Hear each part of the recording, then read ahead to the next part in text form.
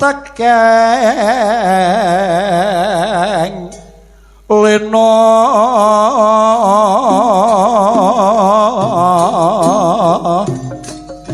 yen tan bisa jatuh krami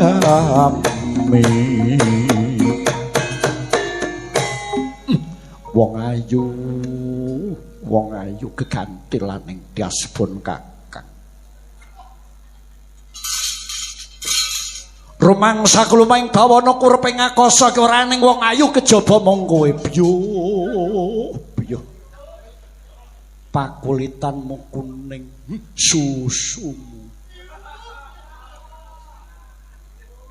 gantung dhek ya kebacut to nganti tekan kono apa kowe ora duwe kula menika ingkang patih emot aku ora mendem aja to elingke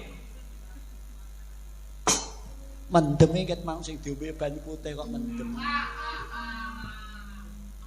yo ora kaya jasa daru beksi ming mawa winor ngono kuwi ndak marake owah sembarangane kejaba ngrusak jiwa ya raga pikiran iki dadine owah sun re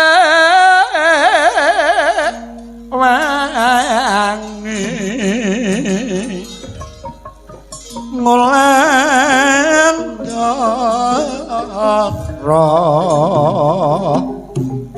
tanpa nendra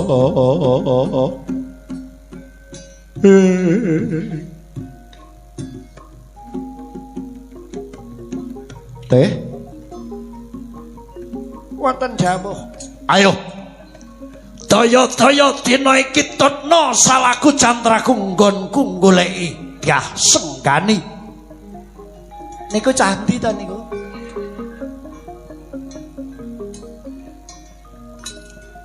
negara Tirta Dahana aja adoh-adoh ngriki-ngrika niki jenenge wong wedok niki nggih padha mawon panganane panggah dhuwit dikai pira-pira entek pun ta percaya kalih boten elek nggih ngragati apik nggih ngragati pilih sing ayu ora nek bedane rasane padha ae ning jati ning pamaremmu iki biyuh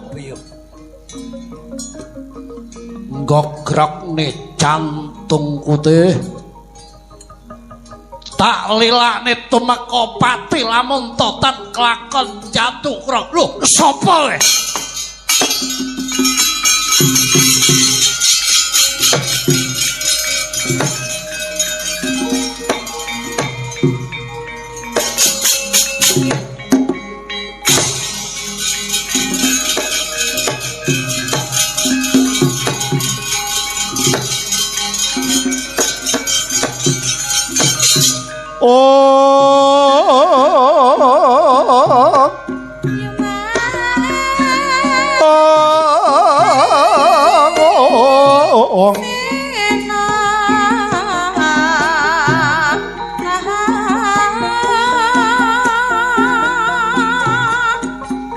Ler sarpating sun tumiling hangulati puspita medeming jagambar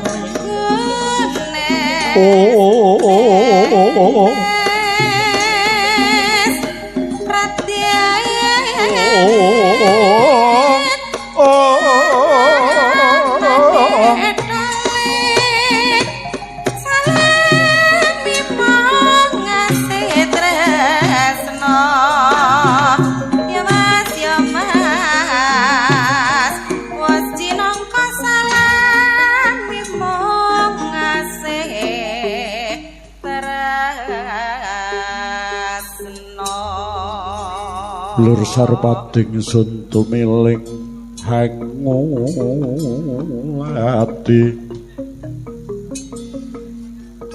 puspita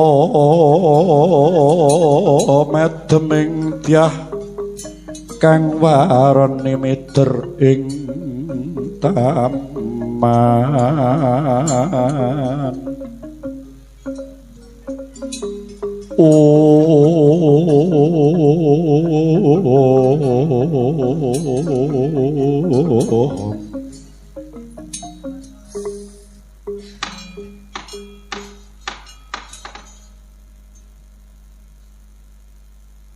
Kula nuwun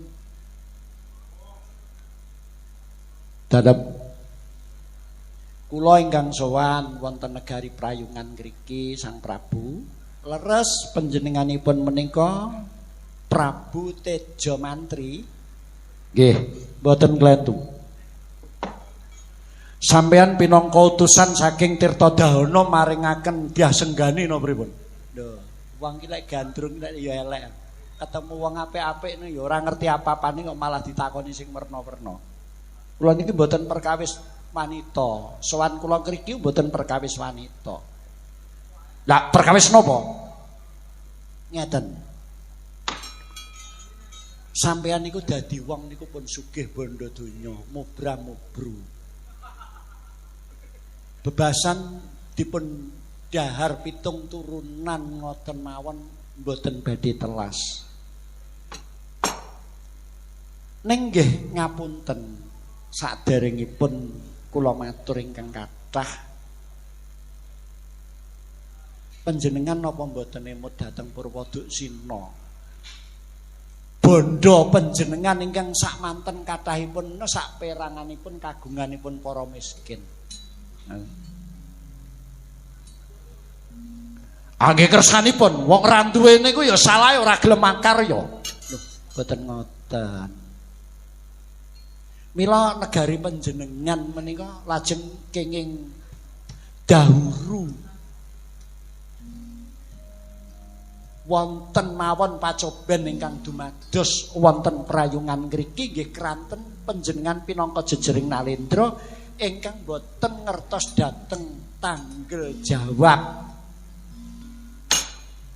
Contonipun ing repaugraning para kawula dasih penguripaning para warga kula wangsa negari Prayungan menika saperanganing kathah dereng ngraosaken kamukten ingkang saking negari Kabi negari Prayungan menika leres negari ingkang berbondo berbandu sugih bondo donya ning kuciwanipun mboten ngantos dugi Karang Pradesan. Sing mulya nggih tambah mulya, ning sing sengsara niku lho. Niku nggih tambah ketere-tere. Lho ingkang mekaten menika kala wau menawi panjenenganipun menika pinangka jejering Nalendra, lajeng daya-daya mboten eling dhateng Purwoduksina, badhe dados negari ingkang kados pundi Prayungan iki.